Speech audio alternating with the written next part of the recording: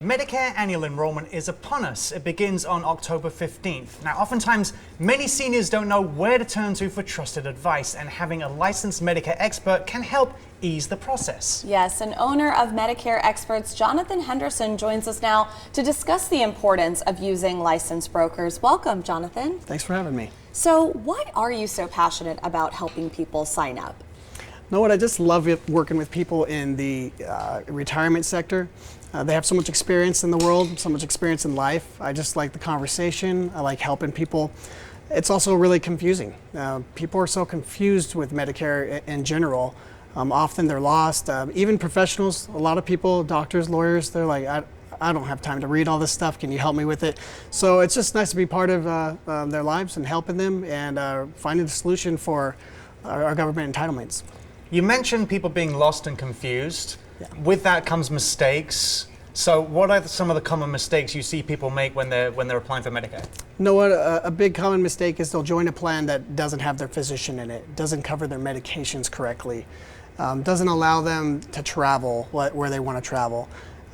Sometimes people get a plan where they can't afford the premium. They realize it's going to go up in price every year later, and then they said, oh, I made a mistake, I should have done a different product.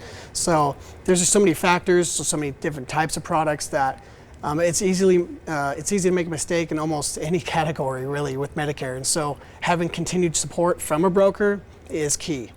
Now, what are some of the advantages about seeking, outside help to do this? Well, you don't have to read everything, reinvent the wheel when you're having a broker help you out. Think of it like working with an attorney. Do you want to study all the questions on the bar exam and to read all kinds of legal jargon and to figure out how to defend yourself, or would you want to have someone defend you that knows what they're doing? I like to look at myself as an advocate towards people's health. And if I'm studying all the plans, staying licensed and updated, then I could be a resource to them, helping them with every decision along the way, explaining weaknesses and strengths of different companies. So it gives people a more well-rounded approach, so they don't have to do all the studying themselves. And then you provide the materials and you provide the items so they can do the study after the fact as well. With someone's expertise such as yourselves, typically comes a price. So how much do your services cost? That's the good thing about our services. In the insurance industry and many insurance industries, there is no fee for our service. The only thing you have to pay is your attention, usually. But I'm not good with that. Yeah.